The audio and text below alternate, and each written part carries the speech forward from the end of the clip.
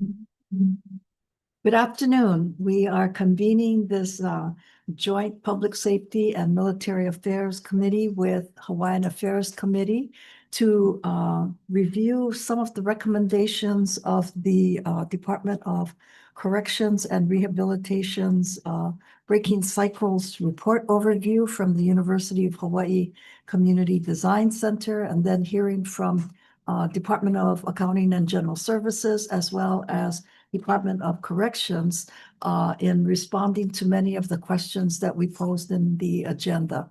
And we very much appreciate everyone's willingness to reschedule. We are not quite out of the woods yet with stormy weather, but hopeful that the weather will clear up sometime very, very soon. So with me is Hawaiian Affairs Committee Chair Senator Richards. Do you have any opening remarks? I appreciate the conversation we discussed with Senator Fukunaga about coming together and trying to see a way forward for this. And unfortunately, the Hawaiian population is disproportionately represented in the corrections facilities. So excited to see what you have. Okay, thank you so much.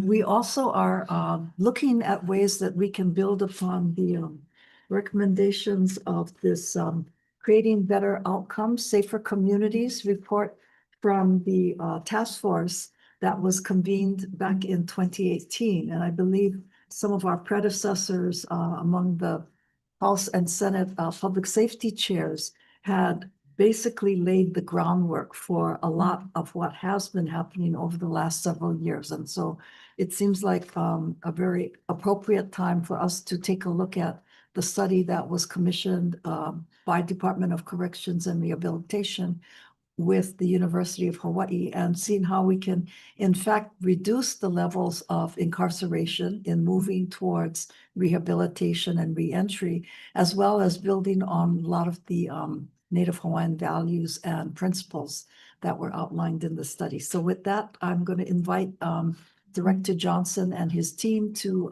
open the discussion.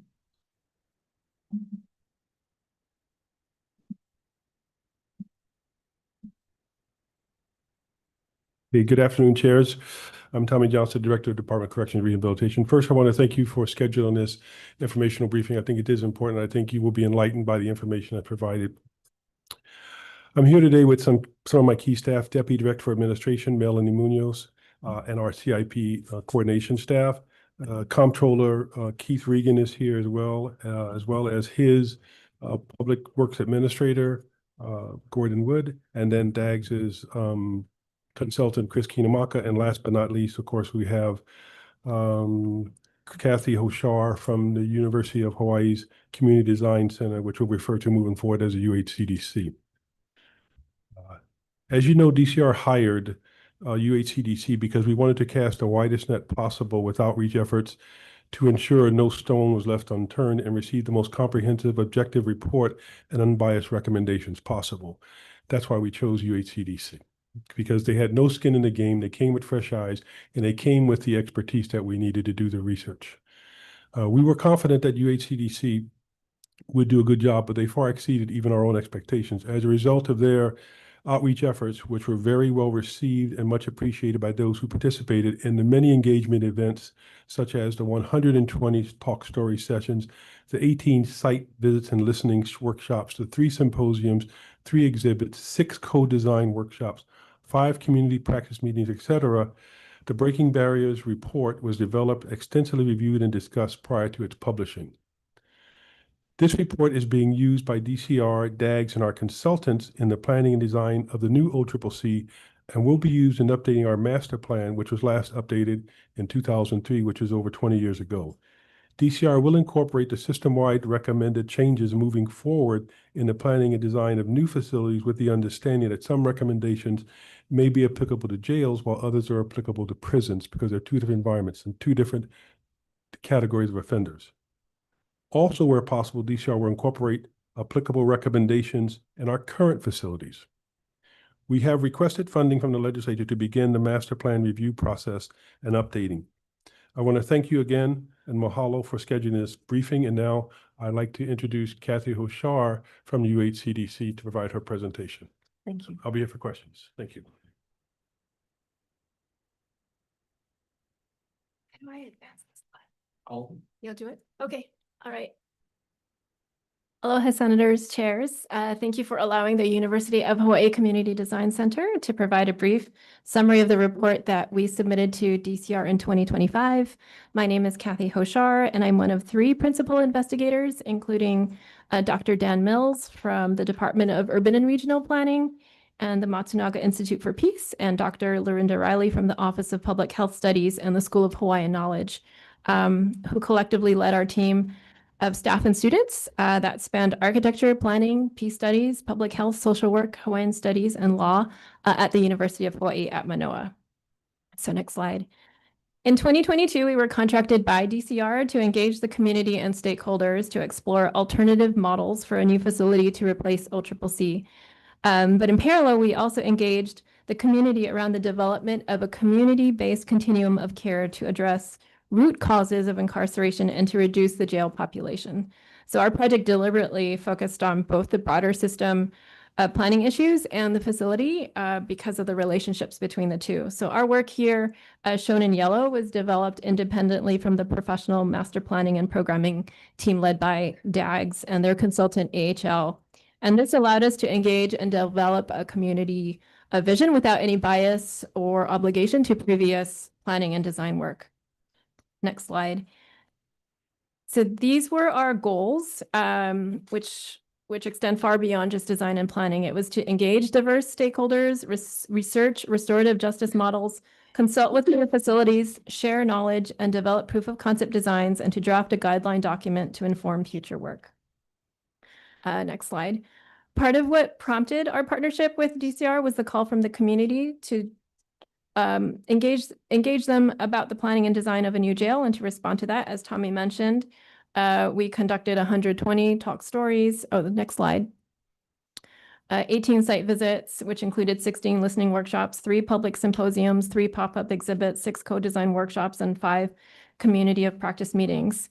The 120 talk stories allowed us to better understand the perspective of a diverse array of agencies, organizations, care providers, health practitioners, victims organizations, elected officials, advocates, and community members.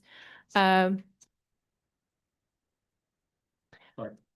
Next slide. Yeah.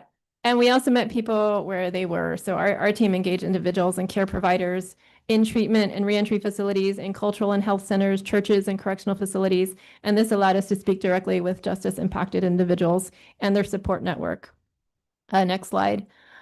Our first round of engagement revealed a shared desire to bring stakeholders together to break down silos across health, housing, and justice systems, so not just within corrections, to address problems at that systems level. And as a result, we hosted with DCR and partners from the Hawaii Correctional Oversight Commission, the Correctional Reform Working Group, the Community Alliance on Prisons, the Governor's Office, and YWCA as our hosts.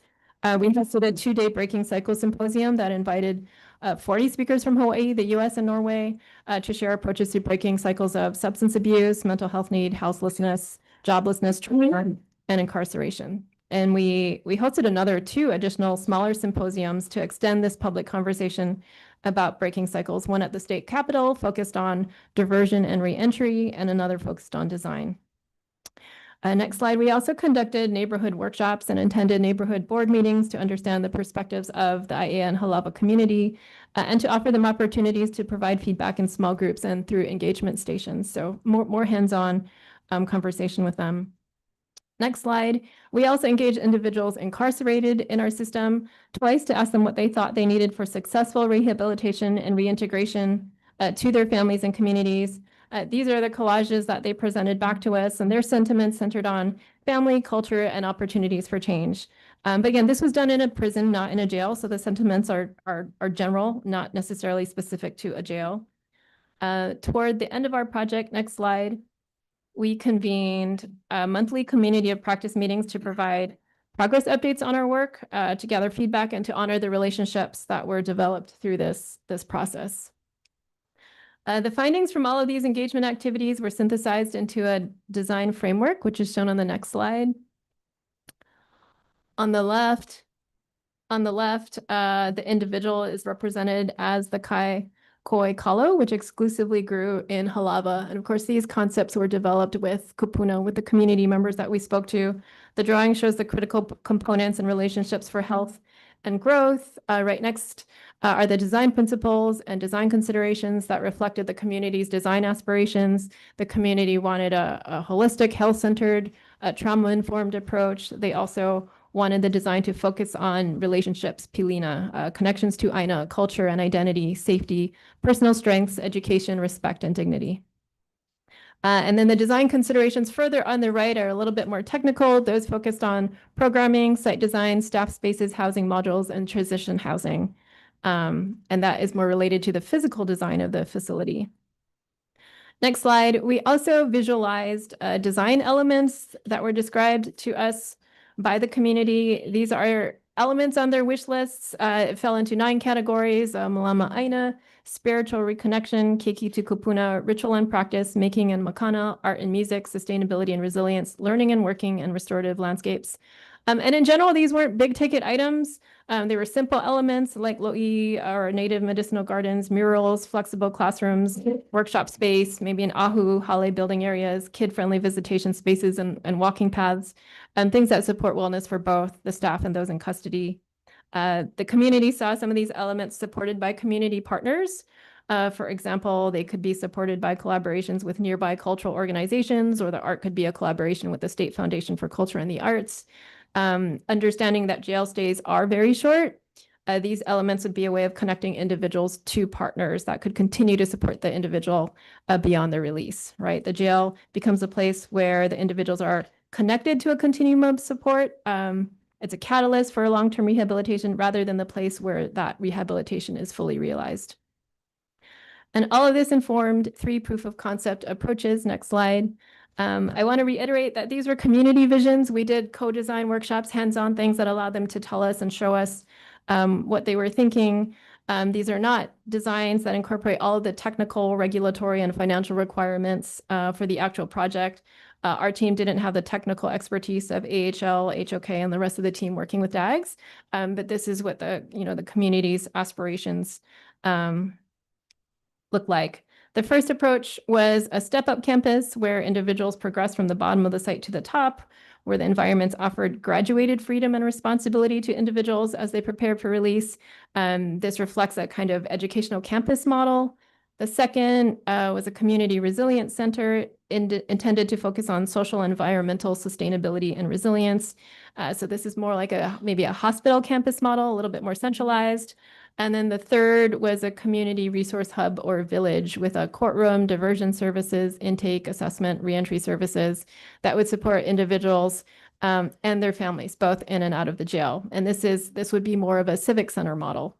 So these are just models that were communicated to us. All of the approaches incorporated open green space, aina-based activities for both staff and detainee well-being. It also considered light, air, and views of nature, which have been proven to reduce stress and improve health outcomes. So overall, they embody spaces for rehabilitation rather than punishment. And then next slide, I want to end with the outcomes or key concepts in this report that we're following up today. Again, this was submitted to DCR in early 2025, so there's been a year in between. The concepts on the left are all system reform focused. So on the left, this is where our work was much broader than addressing just the planning and design of OCCC. People insisted that this reform needed to happen concurrent to any planning of the new jail. The community was calling for a systems reform for a strategic statewide plan for diversion and reentry to address ways to reduce incarceration outside of corrections. Many felt that the state should lead this process and called on state and city agencies and community partners to identify priorities, to agree to a plan, and to benchmark progress. They also wanted, in general, to reframe corrections as a public health issue with more focus on addressing substance abuse and mental health issues that are the root causes of incarceration. The community preferred investments in prevention, especially family youth, teen, and adolescent services to address these issues far in advance of any crime or justice involvement. The community also supported more diversion. And as we learned at that time, there was an emerging First Circuit Court diversion system. but that were still missing. There were still some gaps there that they needed regular multi-agency coordination, dedicated personnel, assessment tools. It needed to be tied to crisis training, to mobile crisis units, crisis centers, and importantly, long-term residential treatment beds. There was no place for these individuals to go to beyond the crisis center. The community was also clear about its advocacy for community-partnered reentry.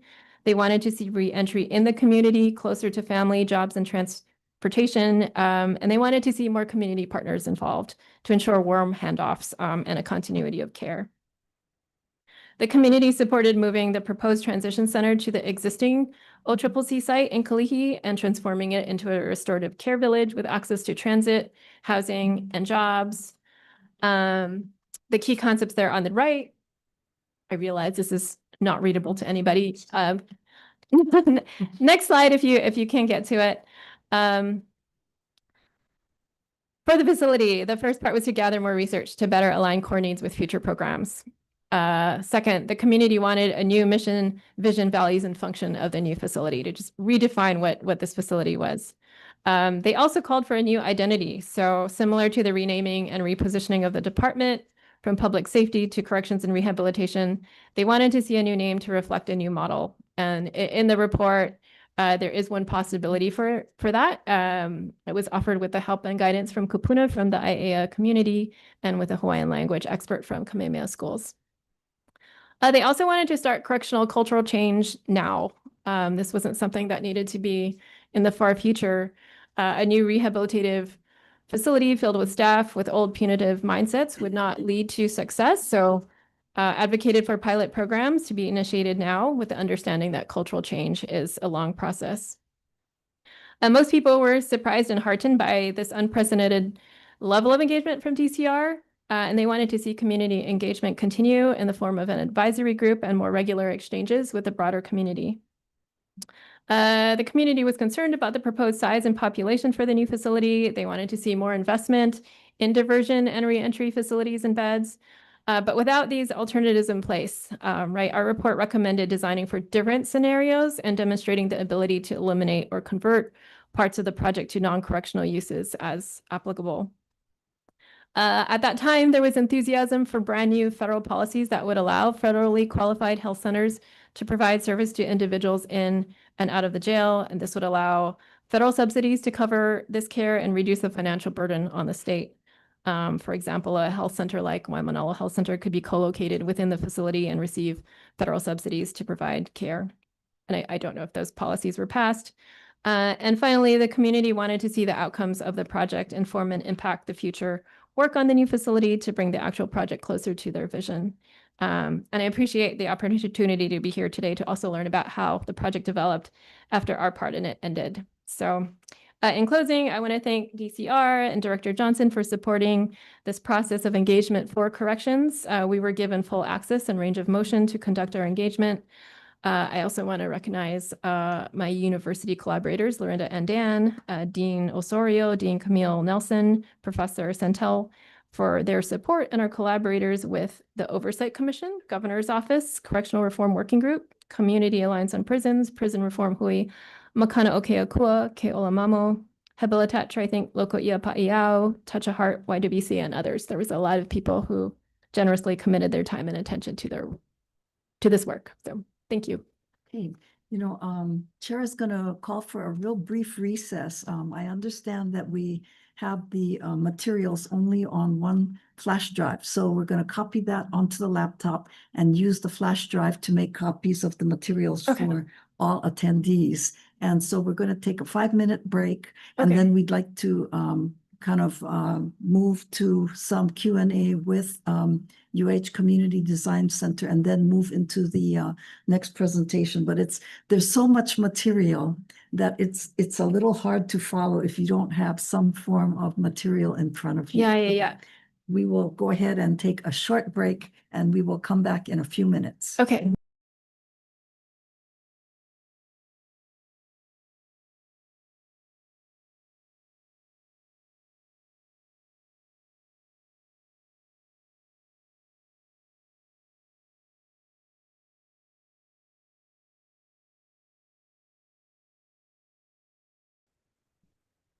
Good afternoon. We're going to resume this afternoon's informational briefing and invite, I guess, UH Community Design Center, Ms. Shar, and any other members of the design team to come up and respond to some of the Q&A on the presentation that you just kind of went over.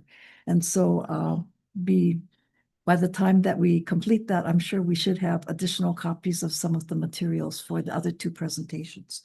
But very briefly, maybe to start, did your organization also conduct kind of an overview of a lot of different correctional facilities throughout the United States and perhaps in other locations to identify, what kinds of facilities are sort of leading the way or demonstrating great results throughout other parts of the country as you were getting started?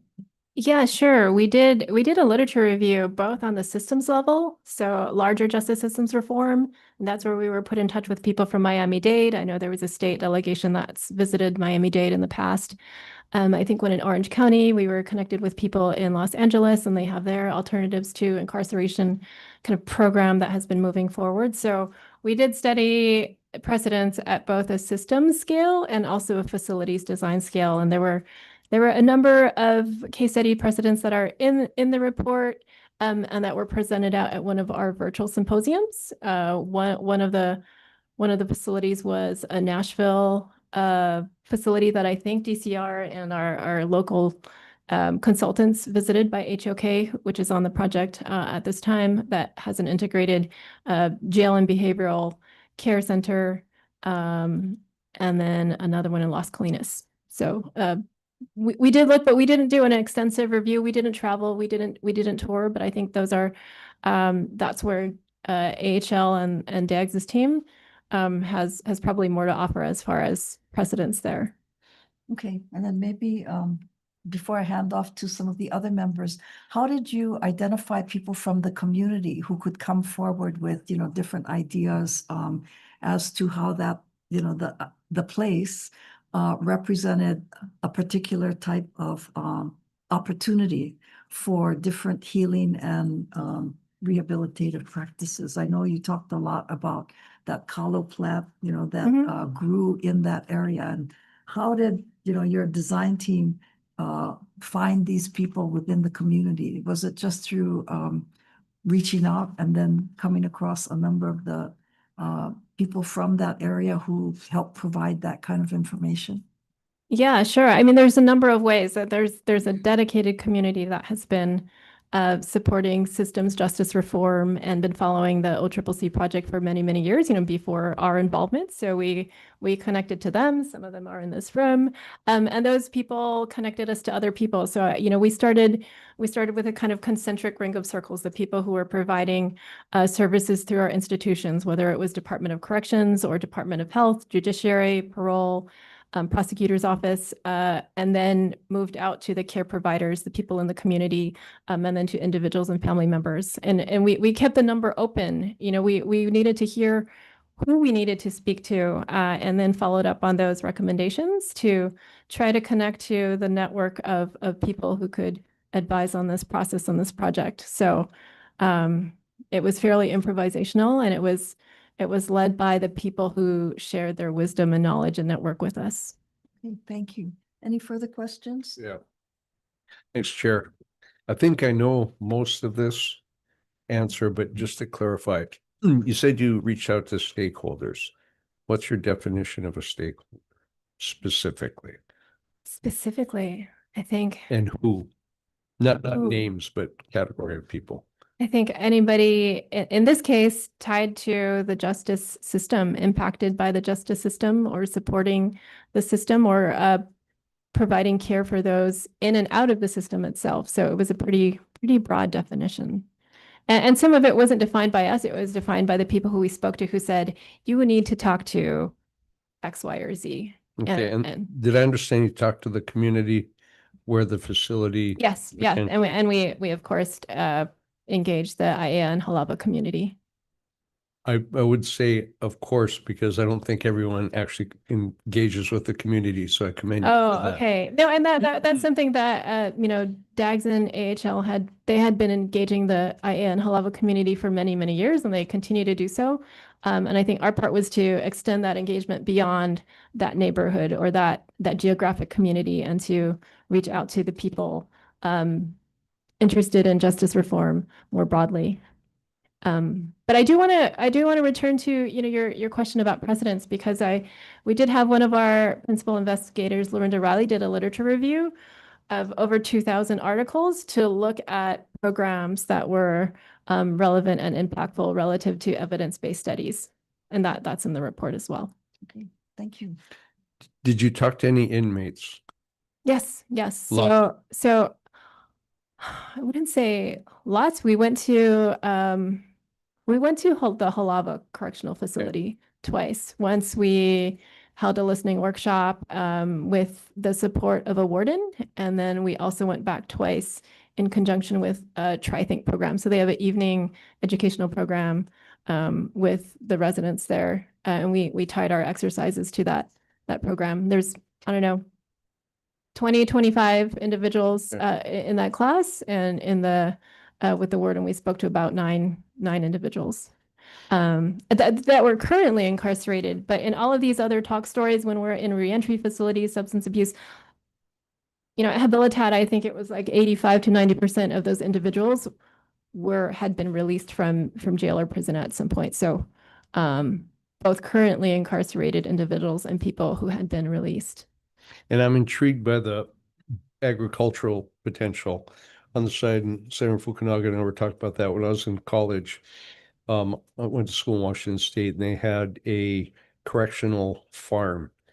And so I think that that's something I would love to see incorporated. They had a dairy as well as farming. And that gave people skills that they otherwise never would have been exposed to.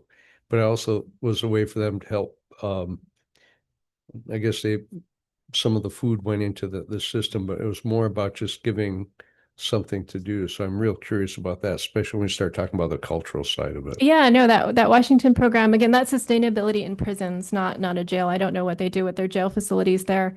But yeah, they have a lot of ag programs there. I think they have beekeeping, hydroponics, all kinds of things. And they have a tie-in with Evergreen Community College too. So there's the education and ag combined there.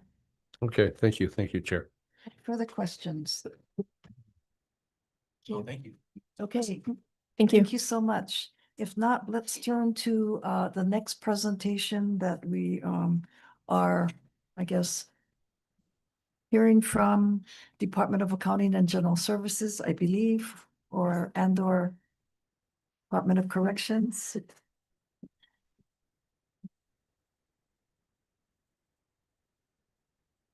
Before Christine Kinamaka begins, I'd like to go back 1 second to Senator Richards' question and what Kathy just responded to. We do have a farm operation at Waiava Correctional Facility and a farm operation, particularly hydroponics operation at the Kulani Correctional Facility on the Big Island.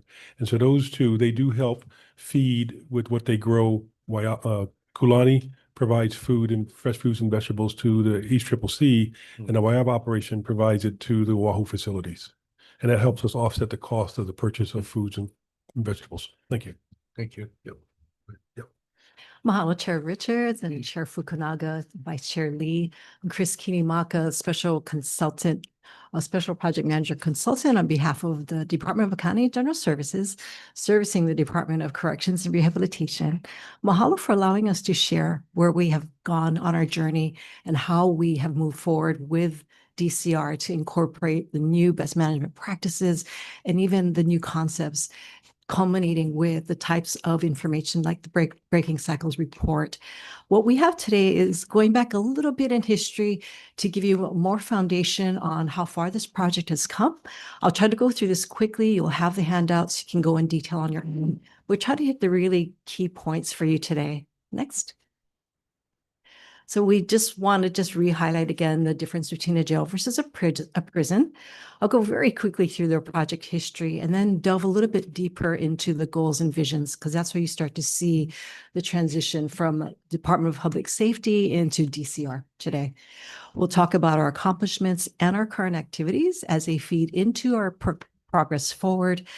I really don't want to hit too much into the cost implications and project timeline because that's not our topic, but it will look at it and, go very quickly through it. You can carry that with you.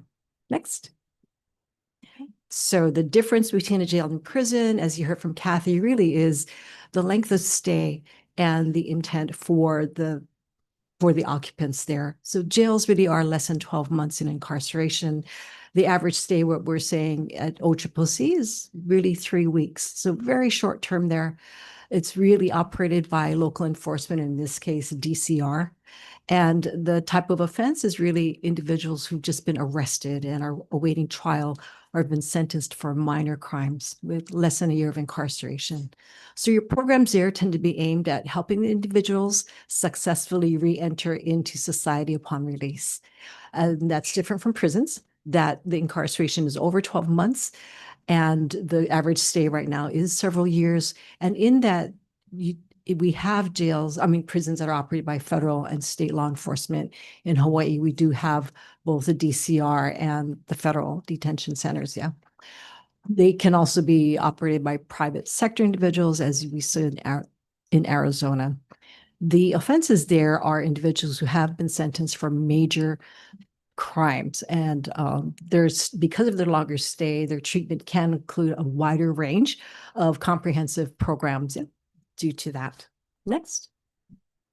Now, for the history of OCCC, it's really just to show how we ended up with the facility that we have today, and recognizing that the concept of a prison began in 1857 in Iwilei and moved to Kalihi in 1916. It became a combined jail and prison in 1975. And finally, in 1987, became a standalone jail when the new Halawa Correctional Facility opened and the felons could be transferred to that facility. Sadly, not more than 11 years later, though, our master plan research into all of DCR's facilities revealed that we really needed to replace the old OCCC. That was reinforced again 5 years later in 2003 with another forensic master plan study on the facilities. Fortunately, 11 years later, the legislature did appropriate $5 million for us to begin a planning effort in earnest to replace the facility. And so that hard work began in 2016.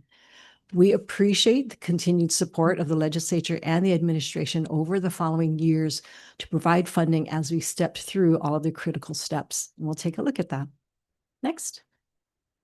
One of the things I know Director Johnson offered to you all is a tour of the current facility, and I really encourage everyone to do that.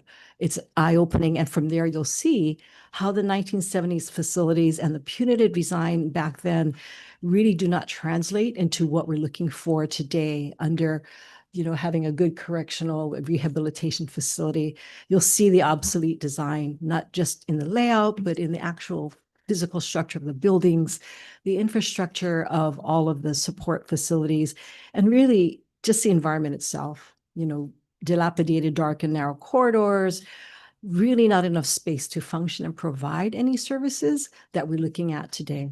And that is why we really don't want to even renovate what's there. It's just not feasible, and with the money that you'd have to invest to do that, and the land space does not really support what we're looking for.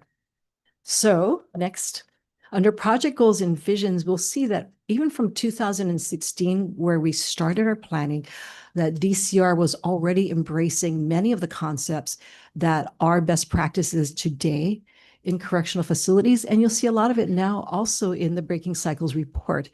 This was important to all of us. So DCR has been reaching out, studying all of these concepts as they did with the Breaking Cycles report. They turn around and guide us, DAGs, and our design team on what we should be looking at when we design the facilities. So you'll see that we have We were told even back in 2016, they really want to embrace improving how individuals are housed and treated at OCCC, and not just for those who are in custody, but also for the staff as well. That this includes adopting new technologies, better efficiencies, better management of space, and optimizing costs, not just for first cost, but for operational costs as well. And so with that, we also looked at cultural values and how to really embrace what the community is looking for. How do we get these individuals to transition into the community? And that's really bringing community concepts into the facility and providing the kinds of services that can make that transition much more smooth.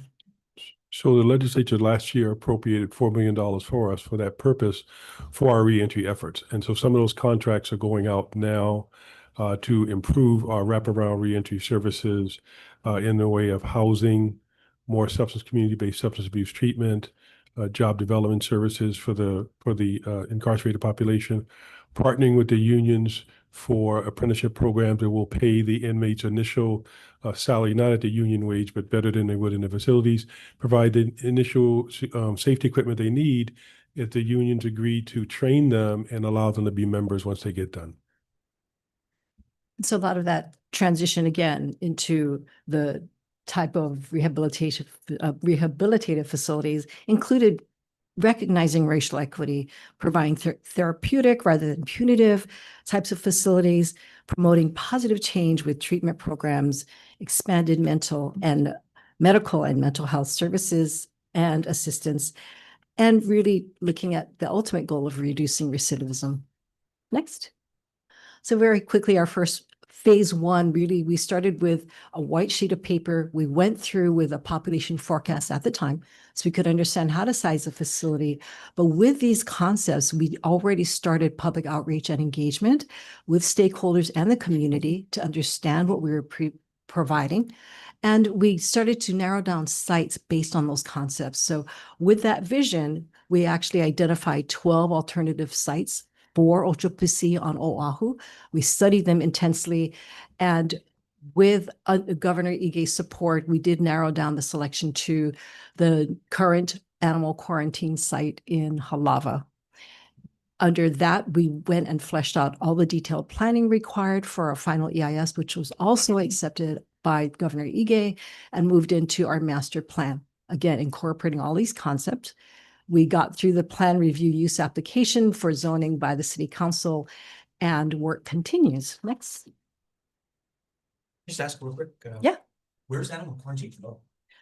Okay, so the very next, this slide is perfect for that answer. This is the current site for the animal quarantine station site in Halawa. The roadway bisecting the whole area is H3, and the quarantine site includes everything to the west, where you see the aqua-colored buildings. That's their administrative facilities, and also everything to the east, those areas in the red. So that is the 25-acre animal quarantine site. Most of the facility to the east is about 1,000 kennels that they no longer need, because now, people don't have to quarantine their pets for a torturous 4 months anymore. So most of that site now is being demolished. We're getting rid of the kennels. What management facilities are there are going to be relocated to the west side in its entirety, so that the new OCCC at roughly 21.5 acres will take up the entire eastern portion past the H3. Next. As we mentioned, we did go through a population forecast to size the facilities.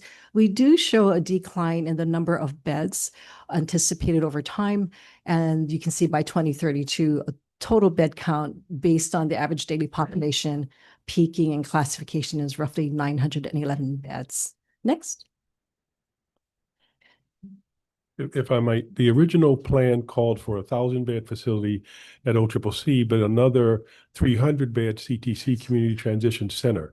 We took the recommendation of the UHCDC and took the 300 beds out of the OCCC plan at the Halawa site, and instead decided to we want to raise and redevelop the current Lamaka work furlough site to make it 240 beds and make it more efficient by also including in there the intake service center operations that are now not consolidated. That would make the operations more efficient. We also plan to rename the Lamaka Work Furlough Center because we don't want to use work furlough term. We're looking at the Lamaka Community Reentry and Reintegration Center, and we'll look at renaming the new OCCC to something else as well. We want it to reflect our new mission, goals, and objectives, but more importantly, we want people to know that this is part of our core function is to successfully reintegrate people back into the community, whether they're with us for 15 days or 15 years. Thank you. And the benefit to that too is it really supported our efforts to reach out to the community. The Aiea Halava community was very uncomfortable with the idea of having transitional housing in their district. So relocating that back to Kalihi made sense. There is a Kalihi 21st century plan for the current OCCC site after relocation, where Kalihi does embrace this type of program in their midst, and they support having this type of soon to be relabeled not work for program in their area. So it really made sense for both communities to do that. And it makes more sense because it's where the rail system is, where public transportation is, and the jobs are downtown. Maybe, in the assumptions that you relied upon in Yes. coming up with your population forecast, what were some of those assumptions? Because I'm sure while Kalihi may embrace, having some type of use of the OCCC site, I know the Halava community was not necessarily embracing the idea of having both OCCC and the Halava Correctional Facility within their neighborhood. So Yeah. what assumptions drove the calculation for your population Well, counts? before Chris answers that, if I might, we have gone to both an Aiea Neighborhood Board and the associations for the last few years. And those boards both support having the OCCC there. They did have concerns about having a transition center, but they support having the new OCCC there. There was no opposition that we ran into once we explained the purpose, why that site was selected, how that site was selected, and the fact that it is a jail, so it's very secure. Well, I think the neighborhood boards and the community meetings were based upon, the concept of OCCC relocation. Yes. But I think the question about the size of the population would then translate into specific concerns that I have heard from that community, such as, for example, the fact that the location is relatively far from public transportation. So there are, a number of concerns that I think a larger population size would, raise some different responses than just the notion of, the jail plus the prison facility. It's kind of the actual implementation and what that will mean for the surrounding community. Okay. One of the issues we discussed was that when folks are released, they're not going to be picked up by family members or by the program that they're going to, then we as DCR would then transport them to the nearest bus depot, and we provide bus passes for them because they're being released, they're done with the sentence. And so that nearest bus depot, I believe, is about 5 miles away. So nobody's being released to walk around the street in that area. That was one of the concerns the neighborhood board made clear to us. Yes, I'm very familiar with that. Who have told me that they've transported individuals who were trying to walk from point A to point Yes. B. So Yeah. I think the size of the population is something that they would want to have a more concrete set of expectations on. It's good. Can we just back up a little bit? In the initial, you were talking about the existing, well, hang on, that was old CCC. Well, I'll ask the question anyway. 1,000 beds and then predicting going down.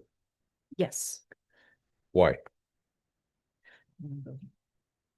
Well, it was my understanding when they did the population projections, they did the projections based on a number of factors. One of the factors was the projected population of Hawaii during that particular year, and of that, what percentage, based on other factors, would be criminal justice involved in the system.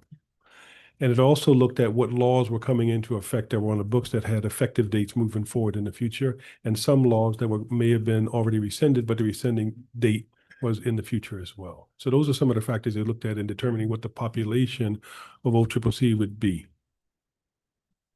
Okay, Yes. and then coming back to Halava, Yes. what's the projection there? And where I'm going with the question is how many beds you have now? How many beds you project to need? If you're going to build a new facility, what happens to the old facility? For the OCCC, my recommendation to the governor was to raise OCCC, have a developer come in. It's 16.4 acres of prime land. To raise the facility, have developers come in and do mixed use, and then use the lease money from those lands to offset the cost of OCCC. Now, it's his call in the end what the governor will decide to do with that land. But 16.4 acres right there in the urban corridor would be very attractive to a developer to come in, particularly if you can put affordable housing and mixed use structures on that site. Okay, because one of the things that we've talked about in the agriculture side is a biosecurity facility where we can do testing and things like that. And so that's some things we've discussed, but we can come back to that later. Okay. So I think technically, officially, once OCCC relocates, the property reverts back to the Department of Land and Natural Resources. But certainly under the administration is where they would explore how they would redevelop that property. That's correct. All right, next. Phase 2, again, just continued all of our planning efforts with all of the design considerations that we had. We did new population forecasts, which we'll continue to do to make sure we track what our sizing is for the facility. But as we move forward with design, we're looking at flexibility in the modules themselves. We will look at 1,000 beds roughly now, as we showed, with the different types of categories and uses. However, as we move forward, if that dynamic changes, we do have the ability to modify the modules to downscale if that occurs. Yeah, so what we looked at is I visited Indiana and looked at 3 different types of construction. One was standard, cement, rebar, steel. That's your most expensive. That's also takes a longer to build. We looked at modular type, where you would put in all the infrastructure you need up front and then put the modules in as you needed them. If you put the infrastructure in up front, you save tens of millions of dollars down the line because you're just putting the building on top of your water, sewer, and electrical infrastructure. And another was the other concept was the type of construction where everything is self-contained, meaning you build a shell of the facility and then all of the cells are individual modules that are stacked on top of one another. That I looked at that in Indiana. That is for really that segment of the population that would be in disciplinary segregation or some other type of housing, some other type of separated housing. The 600 beds of the new facility would be a type of what we call indirect supervision housing, where you would have ACOs on the floor, 2 ACOs on the floor and 1 in the control tower manning the doors, operating the doors from above. That would reduce, we projected reduce the staffing cost for OCCC from the current complement is 412 ACOs to just under 300. I want to make it clear, if we're able to build OCCC and we're able to bring the staffing down, no one loses their job. We would take all those other positions and fill our vacancies in other WAHU facilities, thus cutting down on our overtime costs across the board on the WAHU. So those are some of the efficiencies we're looking at in the new facility. Also in the RFP, when it goes out, it would be written such that we could have different types of construction methods in the single facility that fits our needs at that time. Okay, I think there's still a lot of questions around the size because, I think granted, you need to build for what you project. But at the same time, if we're focusing on rehabilitation, and looking at the design study, it almost seems as though the type of direction that the study points in is really a much different type of campus or set of surroundings, and really utilizing the location in that Halava Valley area for a lot more rehabilitation and restorative types of programs. And that's where, you know, the size of the facility to me is almost like the cart before the horse.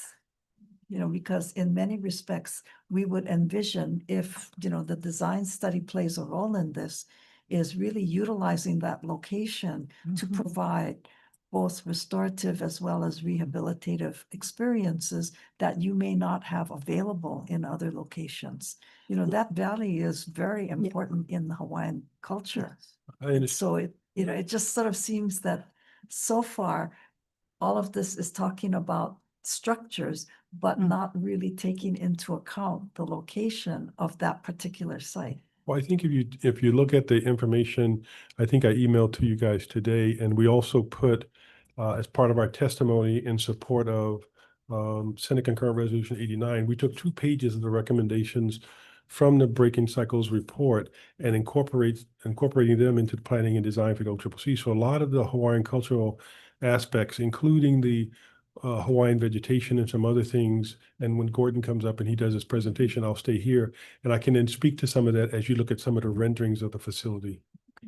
I'm sure too that even when we were going through the environmental impact statement and going through site selection, it wasn't just the bed count. It had a lot of the other qualitative features we had to look at too. So transportation, you know, centralized hub, which Halava is, closeness to programs and to downtown, close to airports and any types of other transportation facilities.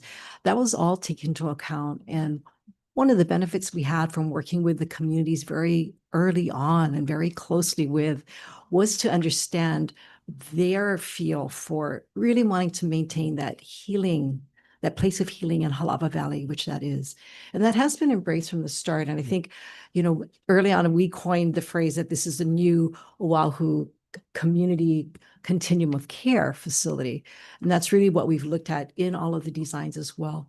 So when we look at the bed count, you know, we have to be realistic as to what the potential number of beds would be, because really DCR doesn't dictate how many people they have to incarcerate.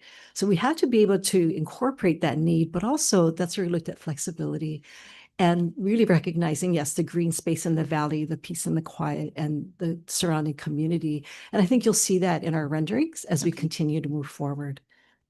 Yeah. So next. This is just a quick slide on our community outreach and engagement efforts as well for this team. So phase 1 in and of itself did have tremendous outreach with all of the different, not only government entities, but stakeholders and no less than 9 neighborhood boards, public interest groups and organizations. We are now on actually newsletter number 63 that we just released on April 9th. And we try to incorporate a lot of the informative background into those newsletters, talk about how we fit into the community and really what the philosophy is going on with not just OCCC, but, you know, statewide with DCR. We do have our outreach history calendars. We have a dedicated website where people can interface and see what's going on every day, ask questions and connect with us. And we also do represent our team at the IAEA Neighborhood Board and the IAEA Community Associations every single meeting since 2019. So we love Claire and we know her story about picking up folks there. We are working on the community development plans as well. You know, what kind of benefits can we bring? So we did hear early on about the concern about not having mass transit in that part of the valley. We started out saying, well, we'll work with the county and see if we can build roads to allow for buses in there.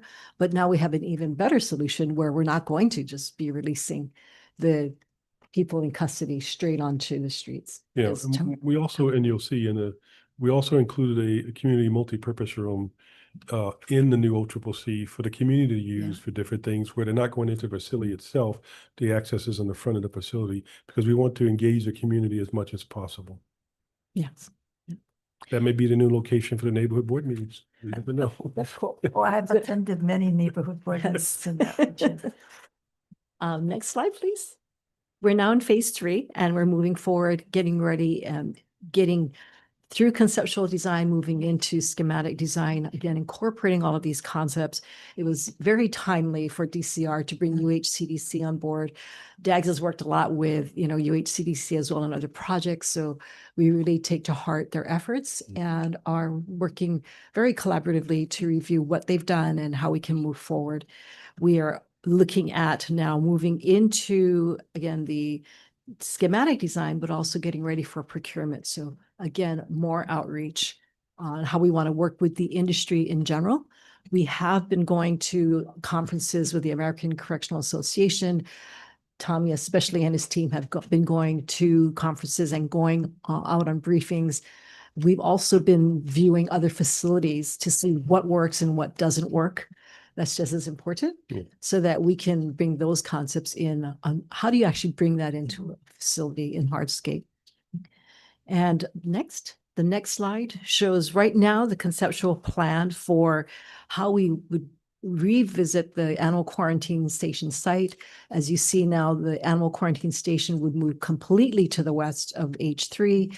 There would be shared public parking under H3 for both facilities. And then you'll see the new OCCC focus on the Mackay end of the property, which allows us to create that big green space for not only for evacuation, but also more importantly for recreational purposes. You'll see that we don't have the big double wire or double fence with razor wire enveloping the entire site. The whole site is more open to the community, and you'll see as we move forward, like Tommy said, making parts of the facility available for the community as well. I just ask, what's happening with the former kennels that are just not? They're gone. They'll be demolished. Yeah. Oh, you mean the actual materials? No, I mean, just the space not being incorporated as part of the plan here. Oh, so the kennels themselves are no longer necessary for AQS, and that's why they're willing to go ahead and consolidate their function on the western property. Yeah, no, sorry, I guess what I mean is, in the schematic, you could, for example, have a ton more green space or some other use with that portion Oh, down. Oh, on the bottom. oh, the bottom portion. Yeah. Yeah, the bottom curve, that actually is Navy property. Oh. Yeah, and so we don't have full access to that. We had to set that aside for part of their secure requirements. And so we were having to redo the whole site actually to what we have today. So again, good question, but not within our realm to utilize. We could actually pay for a license to use that property, but I think it was something like $12 million About 12 million. That's correct. as a license, and that had to be renewed every 5 years. So that is off the table for us. Good question. All right. Next. So you'll see here some of our refined conceptual renderings. Again, these are still conceptual and being worked on, but what we look at now is utilization and embracing the open space. You'll see the main entry on the left-hand side. You can see open green glass now, and that's a big yard area. Even in the central area, you'll see how the facility embraces the respect, the esteem of civic center or civil buildings, but also the openness and the airiness of our good Hawaii type of designs. It utilizes a lot of sunlight, natural ventilation, and we're working towards really embracing the culture and the history of the area. Next. And so on this slide here and the one before, what you don't see is barbed wire. What you don't see are towers. The facility is not designed for that. It is designed to securely hold folks, but in a different manner than before. The vegetation you see in the front would be Hawaiian vegetation and plants. And then if you notice the stone walls in the front, we purposely designed that to bring it closer to Hawaiian culture. There'll be some other design things in the foyer that we can discuss in a little bit when Gordon comes out to do his presentation. But we will partner with the Foundation of the Arts. But one of the other things we thought about doing is to work with the inmates and work with Chaz Williams from WorkNets Hawaii. He puts on an inmate art presentation every year at Honolulu Hale. And so we wanted to work with him and put the inmate art up in the foyer area of the facility and in different parts of the facility, and the inmates can benefit from the sale of the artwork. Exactly. And we don't have it in this rendering at this time, but as Tommy said, even from the point where you park and people start to walk into the facility, it will have that feeling of warmth and healing and peace. And we look forward to bringing that to you. Some of the sculptures we thought about in working with the Foundation of the Arts is that we want to have specific Hawaiian artists, Hawaiian sculptures out front, and it has to be a theme of healing and reintegration. And so we'll work with them at the appropriate time for those types of artwork that we can lease from them or borrow from them. Next slide, please. From this perspective, we get a better view of the glass areas above the entry, and that actually would be some of the yard open space for the people inside to utilize. So while we have double security, now it's part of the facility and not through chain link fencing and razor wire. It's built in, it's natural, and we start to bring in, again, natural ventilation and natural light. We make use of the Halava Valley climate to really embrace the area. The rock faces on the lower portion, bring it down to human scale. That also embraces the idea of the heiau, the healing heiau for the area. In addition to that, the Hawaiian vegetation, part of the plan is to train the detainees to maintain the grounds and to maintain the Hawaiian vegetation, and to also to maintain the facade of the facility as well. So by that, we're teaching them a marketable skill, but we're also giving them sweat equity into the same place that they stay. Go ahead. Next. And then this is just a better close-up on the other open glassed area, open field area.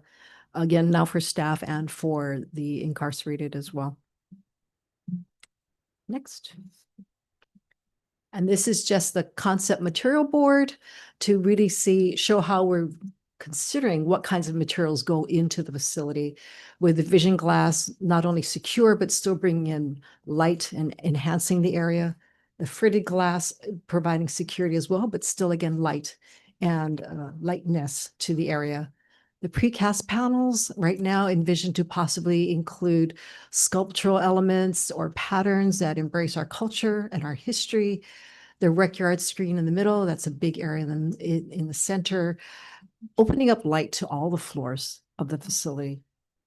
And the aluminum structure really just bringing part of that visual open airiness, the drawing your eyes upwards, as we have in many of our very esteemed local civic facilities.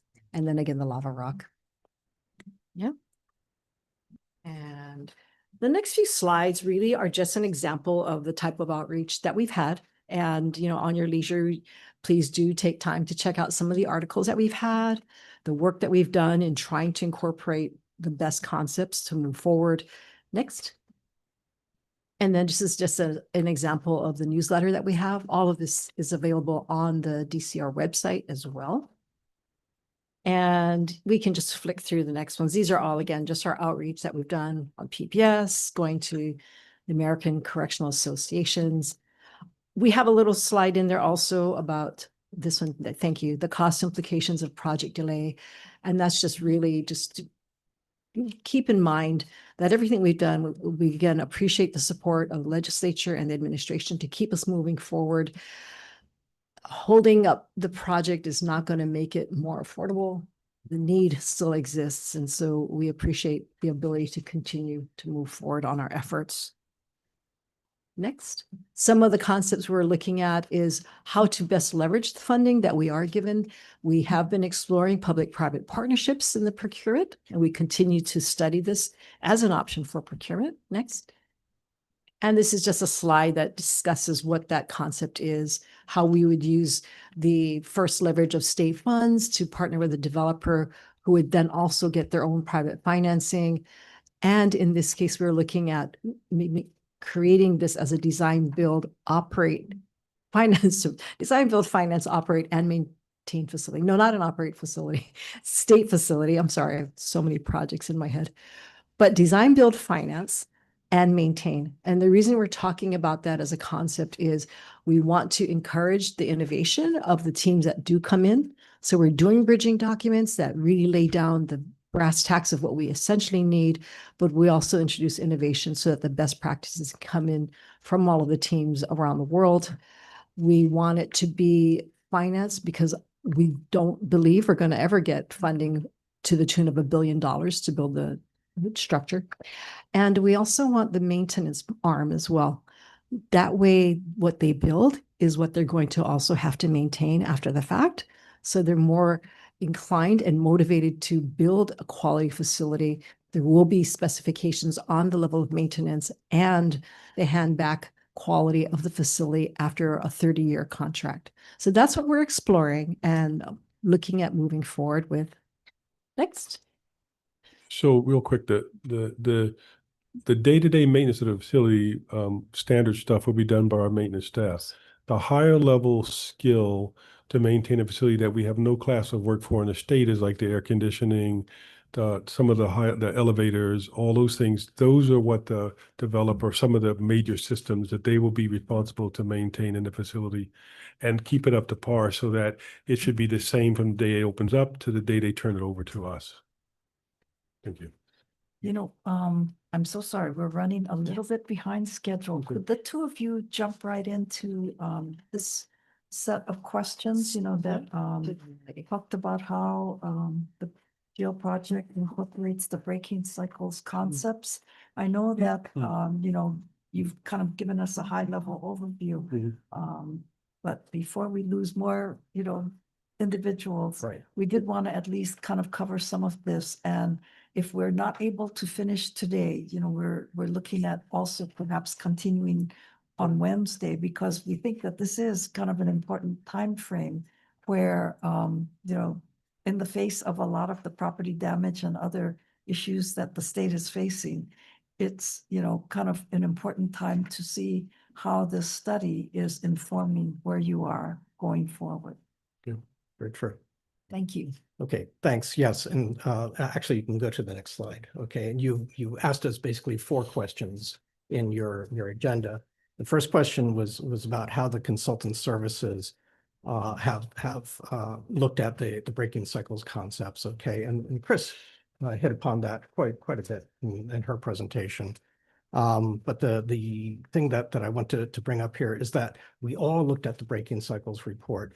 DCR, DAGs are consultants for a long time, and over several iterative discussions and so forth, DCR then directed us as to which concepts we were to incorporate into this new jail.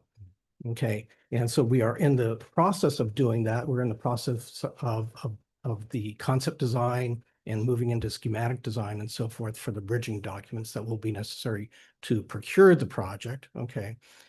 But that effort is ongoing, and as I walk through my remarks here, you'll see some things that we haven't yet incorporated, but we have every intention of incorporating. Okay, then you asked us, you know, what concepts have been incorporated. Okay, and so thank you, anticipating my every need. We have increased the number and type of education and health-centered program spaces within the new jail. Okay, and that's directly out of the report. So what we've done is, I don't mean to interrupt, but real quick, Sir? we've put program space in every housing unit so that it cuts down on the movement, but also everything is right there that they need. We'll bring the food to them, we bring the programs to them, and the rec space there as well. Go ahead. Yes. And then we do have some centralized medical and mental health treatment areas, and those are designed to segregate people who may not get along with one another and so forth as they're undergoing treatment. Okay. We have green space in and around the facility so that you can look out and see green and so forth. And it's something that then connects you to nature, natural light, air, all of those good things. We're providing staff lounges on every floor because, you know, a detention and correctional facility is not necessarily an easy place to work, and you need to take a break from time to time. And so recognizing that, we are providing those sorts of spaces to allow that to occur. And then we're also incorporating a lot of training rooms for different things, cultural, religious, and so forth, for the detainees. Next slide, please. We've also are incorporating a staff gym. Okay, so the staff themselves can stay in shape and so forth. We have medical, in addition to the central medical, we also have medical treatment rooms in every housing module, again, to cut down on the amount of in-facility traffic that needs to go on. As you saw in the renderings that Chris showed, we have these large areas of glazing, bringing in natural light and so forth to the housing modules, and providing dynamic, great views out there. In addition to that, all of the color schemes we use inside the facility are all calming colors, even in the restrictive housing unit. One of the things the designers asked me was, architects, did we want to have darker colors? No, we want to have mood type colors. We want to have open spaces, wide hallways, well-lit rooms and well-lit cells for the cells we do have, and the program space as well, with murals in the program space and along the hallway. Okay, and Tommy has talked about the ACO stations and command centers, and we're designing those to provide both passive and active security for the facility all throughout. And then something else is that we're providing personal storage for every detainee in each of the rooms, in each of the cells. Okay. We are currently also have under evaluation provision of additional recreational spaces that are directly connected with nature. And so, because we're trying to maximize the access to natural light and air here, so that you don't feel that you're always enclosed in the building. And then, of course, one of the things that the Breaking Cycles reports brings out is the need to continuously evaluate and review policies that are directed at operating the GM as well. And that is. We also think that by providing inmates with green spaces, not just outside the facility to maintain, but in the facility to maintain, they have sweat equity into it. And it also, and with all the natural sunlight coming in, it will be a much better environment for them. Right, okay. Go ahead. And then you also asked what we haven't yet been able to adopt into the design. And of course, the correctional and justice reform will require some legislative action and so forth. And until that legislative action is taken, we have to be able to house these people in a facility that is based under the current legislative regime, okay? But as that legislation occurs, we're designing this building to be flexible enough to change, to adapt to those legislative changes as well. Okay, so that's something that isn't really adopted here, but we're working in the flexibility for the adoption in future. Okay, the report also talks about furniture and artwork. And while we're only in the conceptual and schematic design phases, we are looking at these things. But for example, the furnishings, it's a little early for us to be looking at the furnishings really. The artwork, though, you can already see in the renderings that we're working in appropriate materials and cultural motifs and all of that. And Tommy talked about displays for the inmates' art and all of that. And so we are working those things in as we can. Some of these things are going to take a little bit of time in the design process.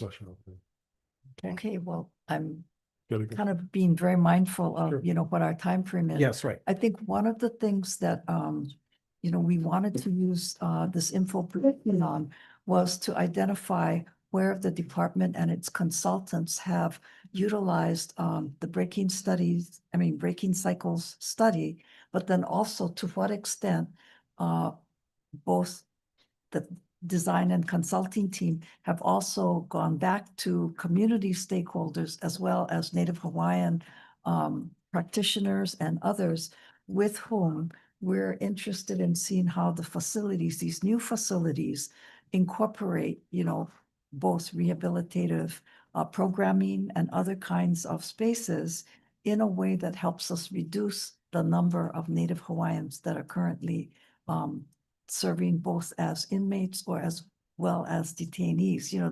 The whole notion of the Breaking Cycles report seemed to emphasize the need to work with the surrounding community as well as those reform advocates, the Oversight Commission and others. Mhm. And I don't quite see, where your efforts have brought them into the mix. So to be mindful about time today, and I apologize that we didn't have the materials, prepared sooner.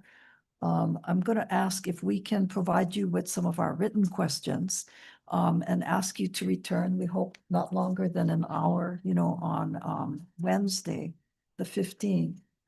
So that's the thing that we really wanted to look to see that we might be able to address, because in coming up with a new direction for rehabilitation and a restorative set of surroundings, it's kind of important that we see some evidence of continuing to work with both the community stakeholders as well as some of the Native Hawaiian experts with whom we hope, this facility is going to be developed with. Mhm. Because if anything, we want to reduce the number of people who are incarcerated. We want to help them transition out into the community a lot sooner. And what you've covered is very extensive and, very comprehensive. But the key thing that we are very interested in seeing is, how do we return people to their communities? How do we have these facilities assist in that effort? And if anything, we would want to have far less Native Hawaiians, remaining as our residents in the facility. May I suggest you consider inviting Dr. Michael Champion from the governor's office. He is in charge of the SIMS model for the state, and he is working with, as DCR, as the judiciary and prosecutors, to look at that sequential intercept model. And 1 and 2, 0 and 1 would be the police, prosecutors, and where Dr. Champion comes in. 2 through 5 is where we come in after they're initially arraigned in court and then held over. That's where DCR. So I think those diversion efforts is what's going to reduce the jail and prison population, and so will some of the deflection. Where the jails come in, because they are with us for such a short amount of time, the amount of programming we can provide them, meaningful programming will be very limited, because they're only with us for 30 days. The longest person is with us up to a year. In the prison system, they're with us for years, and that's where you're going to really see the heavy programming provided in the prisons, because someone may need to go to substance abuse treatment that may be 12 to 14 months long. Sex offender treatment is 18 months long. It takes time to get someone ready for a GED, and then to also take on post-secondary educational classes. Those are really done in the prison setting because they're there long enough. In a jail setting, they're not with us long enough for us to do a lot, but we will do whatever we can with that transient population. Okay, well, perhaps, we do want to complete this as quickly as possible. So perhaps if we provide you with the additional questions in writing, and then you Sure. can kind of review and see how best to respond, we're happy to reach out to Dr. Champion. I'm also going to reach out to the Oversight Commission, which, recently shared their March 2026 report, which talks about the availability of additional bed space that could be used for housing individuals who are eligible for minimum security type of opportunities. And we see that as something that may help us return many individuals to their communities, in a more accelerated fashion. So we're going to try and compress all of that, but we appreciate the amount of work and energy that has gone into your presentations today. And we are, committed to work towards really returning more people into their communities as quickly as we can. Yeah, thank you. Just final comment, Chair. We've talked a lot about facilities, but what Chair's pointing out is if we don't have the programs to get people out of prison back into community, that's where I'm really interested in it, whatever that means. And so, yeah, we need the facilities, but if we don't have the programs that are actually getting people back in the community, contributing to the society, we can build all sorts of jails or prisons or whatever we want to call them, but we're not really doing what Rehabilitation. our interest is trying to get there. So Thank you. very interested in that side. Yes. Okay, well, thank you all for coming today. We will adjourn and send you our questions and reconvene on Wednesday, April 15th. Thank you very much. Thank you.